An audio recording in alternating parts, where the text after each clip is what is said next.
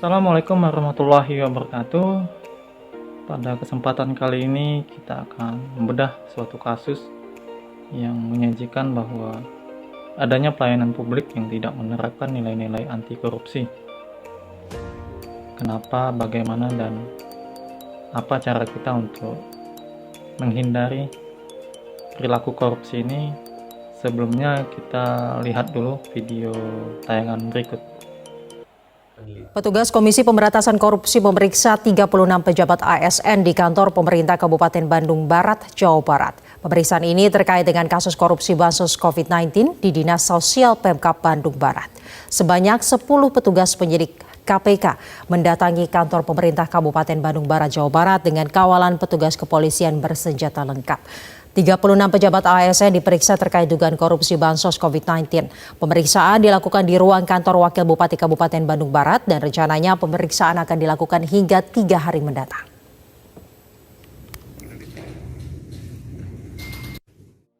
Pada tayangan yang telah kita lihat, terdapat suatu tindak pidana korupsi yang dilakukan oleh beberapa aparatur sipil negara.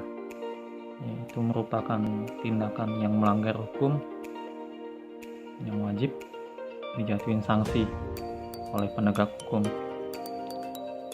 Sebelumnya kita sudah tahu jenis-jenis korupsi, antara lain kerugian keuangan negara, suap menyuap, penggelapan dalam jabatan, pemerasan, perbuatan curang, benturan kepentingan dalam pengadaan, serta gratifikasi.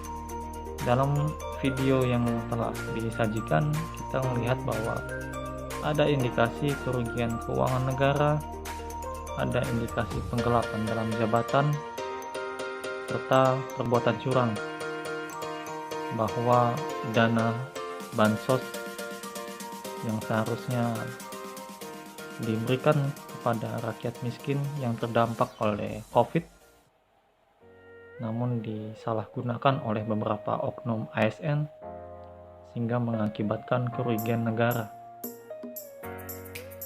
Analisis dan penyebab mengapa tindak pidana korupsi masih menjadi suatu kegiatan yang sering dilakukan oleh semua instrumen di negara ini.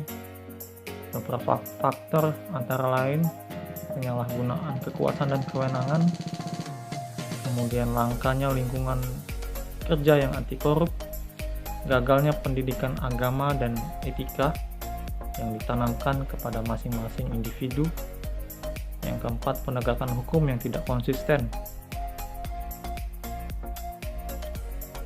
Penyebab lain yaitu adanya niat dan kesempatan, kemudian keserakahan sebagian oknum, adanya gratifikasi dalam hal pelayanan publik, dan kemiskinan yang mengakibatkan ASN-ASN tersebut memiliki keinginan untuk melakukan korupsi. Solusi terhadap tindak pidana korupsi yang masih marak terjadi walaupun masyarakat dan pemerintah sudah mengetahui semua bahwa tindak tersebut merupakan tindakan kriminal yang wajib dijatuhin hukuman. Namun masih banyaknya aktivitas-aktivitas korupsi yang terjadi. Beberapa contoh solusi yang bisa diimplementasikan yaitu pentingnya pendidikan anti korupsi. Ini harus dilakukan sejak dini dari masa pendidikan dasar sampai ke perguruan tinggi untuk membangun fondasi kesadaran etik dan moral, bagaimana kita harus bisa membimbing generasi muda, generasi penerus bangsa untuk menghindari tindakan dan perilaku korupsi dan suap. Kemudian penegakan hukum dan sanksi yang harus tegas. Ini supaya memberikan efek jera di masa yang akan datang, supaya tidak ada lagi kasus-kasus korupsi dengan nilai-nilai yang sangat besar namun dijatuhin hukuman yang sangat ringan. Kemudian yang ketiga, pemerintah harus berinovasi dan terus melakukan kontrol, serta pengembangan untuk menciptakan lingkungan kerja yang berintegritas dan menjunjung budaya anti korupsi. Saat ini sudah ada penegakan hukum yang dilakukan oleh KPK, namun itu tidak cukup hanya dilakukan oleh KPK dalam hal penegakan dan pemberantasan korupsi. Semua elemen bangsa, baik dari pemerintah, swasta maupun masyarakat, harus bersama-sama untuk menciptakan lingkungan, untuk menciptakan aktivitas-aktivitas publik yang menjunjung tinggi budaya anti korupsi.